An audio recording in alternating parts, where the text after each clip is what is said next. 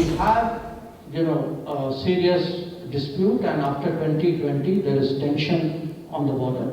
Even when the COVID was going on, Prime Minister Modi had no hesitation in moving the Indian Army and the Indian Air Force in very large numbers to the borders until we get a satisfactory solution.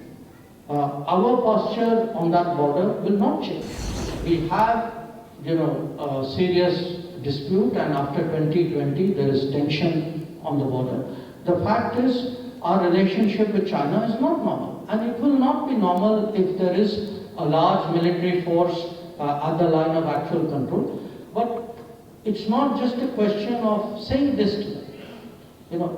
The difference is in 2020, even when the COVID was going on, Prime Minister Modi had no hesitation in moving the Indian Army and the Indian Air Force in very large numbers to the borders to make sure, because the only answer you could give to a neighbor who brings military in violation of agreements to the line of actual control is to counter-deploy the military.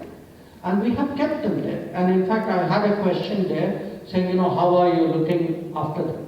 Here too, I want to be very clear that our soldiers who are deployed on the China border, it is not like the old days. I mean, some of you would remember the 1962 stories that people were sent without acclimatization. They were sent without proper clothing, without proper...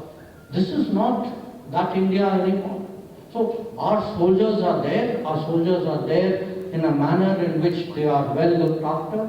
They have the right kind of equipment to deal with the challenges that they face. And I can tell you that until we get a satisfactory solution, our posture on that border will not change. That we will maintain whatever we have to maintain, because I know that is really the